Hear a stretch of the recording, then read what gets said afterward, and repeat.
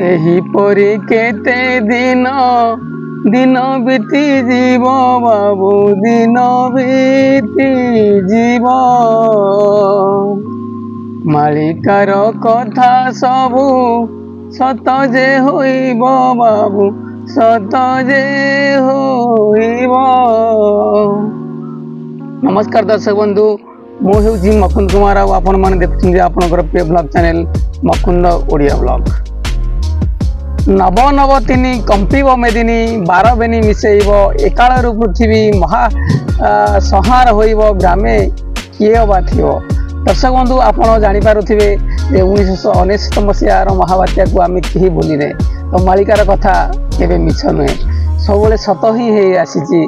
देखु नव नव बेनी अर्थ कौन माने 3टा न एकत्रित हम से मेदिनी कंपिब अर्थात 1999 मसीहा साइक्लोन रे जहाँ कि घटला ता तो आप जानते अधिका कौन कह तेणु मालिकार कथा सब सत ही आसी। तो आज आम गोटे गुरुत्वपूर्ण विषय को आज मालिकार आम आलोचना करवा।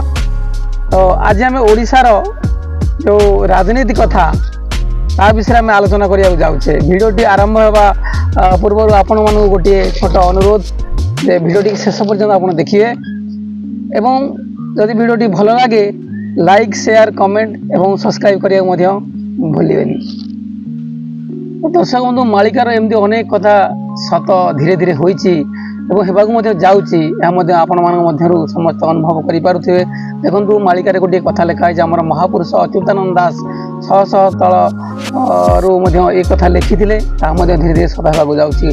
गोटे पद मालिकार मु कहूँ आम कहूँ 27 अंगे समुद्र गर्जीव सिंहासन रे वरुण मक्का मदीना रे घोर युद्ध हेब मरिबे पठाणगण। यार अर्थ होची हमर 2027 अंकरे समुद्र गर्जी उठिब सिंहासन को वरुण छुइबे मक्का मदीना रे घोर युद्ध हेब पठाणगण मानकर मुंड बढ़ुथिबे। यह हूँ 2027 मसीहार कारागार अटे। तो एमती देखा गले मालिकार अनेक कथा हमर स्थान पाई जहाँकि सत धीरे धीरे होची।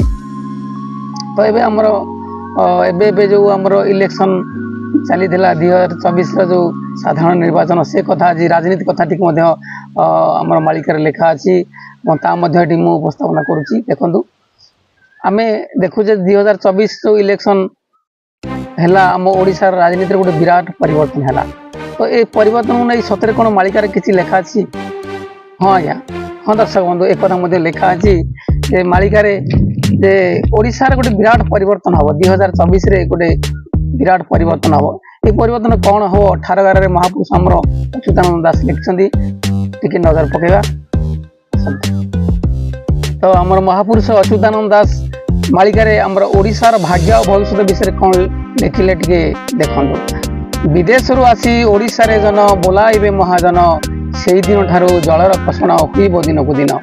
ये कथार तात्पर्य आप बुझीपारे जे ओडिशा को किसी विदेशी लोक आसवे शासन करेंगे एवं यार प्रभाव में आम ओडिशा केते क्षतिग्रस्त हम आप अनुमान करुवे। मालिकार कथा 600 वर्ष तलू महापुरुष लिखिं जल कष्ट से दिन ठारू जलर कषण होइब दिन को दिन से दिन ठारू आम जलर कष्ट हो बोली मालिकार उल्लेख अच्छी। आप देखु आमर जो पहाड़िया अंचल अच्छी कोरापुट मालकानगिरी यह सब अंचल आम जल कष्ट ये खरा दिन में क्यों भाई आप अनुमान करें। तेणु कहबार अर्थ है जल कष्ट रही महापुरुष आम मालिकार स्पष्ट लिखिं। कौन लिखिं क्यों लोकटी विदेश रु आसी ओडिशा शासन कले कथा आपण मैंने जापारे। तो आम ये सोशल मीडिया रे कथा आम तार ना धरी कहीपर। तेणु आपण मैंने अनुमान करुवे महापुरुष क्या इंगित कर क्यों लोकटी विदेश रु आसी ओडिशा रे शासन करुला कथा आप जापारे। 25 अंकरे ओडिशा देश को विदेशर जाति जेते मुहूर्तक बाहर होइबे न रहिबे कदाचित। लिखिं महापुरुष जे ये जो विदेशी माने आसीबे से बेसी दिन आ रहिबेनी आमर शासन बेसी दिन करें से आम देश छाड़ी आम ओडिशा छाड़ी पलैबे। तेणु ये कथा ମୁଁ କାହିଁକି କହିଲି ଆପଣମାନେ ନିହାତି ଠାରଗାରରୁ ଜାଣିପାରୁଥିବେ ଏ କଥାଟା କାହାକୁ ଇଙ୍ଗିତ କରୁଛି। ତ ଦର୍ଶକ ବନ୍ଧୁ ଏମିତି ଅନେକ କଥା ମାଳିକାରେ ଲେଖା ଅଛି ଯାହାଟା ଧୀରେ ଧୀରେ ସତ ହେଉଛି। ମାଳିକାକୁ ଆପଣ କେବେ ଅବିଶ୍ୱାସ କରିପାରିବେନି। ମାଳିକାକୁ ବିଶ୍ୱାସ କରିବାକୁ ଆପଣ ବାଧ୍ୟ ହେବେ। ଆପଣ ହୁଅନ୍ତୁ, ମୁଁ ହୁଅନ୍ତୁ, ଆମେ ସମସ୍ତେ ନିହାତି ବିଶ୍ୱାସ କରିବା, କାରଣ ମାଳିକାର କଥା ଧୀରେ ଧୀରେ ସତ ହେଉଛି। 600 ବର୍ଷ ତଳେ ଯାହା ମହାପୁରୁଷ ଲେଖିଥିଲେ ଯେ ଓଡ଼ିଶାର ପାଣିପାଗ କ'ଣ ହେବ, ଓଡ଼ିଶାରେ କେବେ ଯୁଦ୍ଧ ହେବ, ଓଡ଼ିଶାରେ ଆମ ପୁରୀ କ୍ଷେତ୍ରରେ କେବେ ପଥର ପଡ଼ିବ, ଏମିତି ଅନେକ କଥା ଏଇ ମାଳିକାରେ ହିଁ ଲେଖା ଅଛି। ଆଉ ମାଳିକାର କଥା ମଧ୍ୟ ଧୀରେ ଧୀରେ ସତ ହେଉଛି।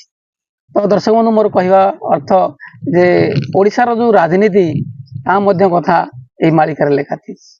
ତ ମାଳିକାର କଥା ଆମେ ବିଶ୍ୱାସ କରିବା ଏବଂ ସତର୍କ ମଧ୍ୟ ରହିବା, ସାବଧାନ ମଧ୍ୟ ରହିବା। ତ ଆଜିର এই ଭିଡ଼ିଓଟି ଆପଣଙ୍କୁ କେମିତି ଲାଗିଲା ନିହାତି ଗୋଟେ କମେଣ୍ଟ ସେକ୍ସନରେ ଲେଖିବେ କମେଣ୍ଟ।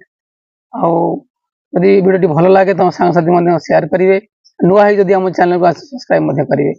ତ ବାଣୀକି ଏଇଠି ବିରାମ ଦେବା। जय जगन्नाथ, जय उड़ीसा, नमस्कार, बहुत धन्यवाद, थैंक यू फॉर वाचिंग।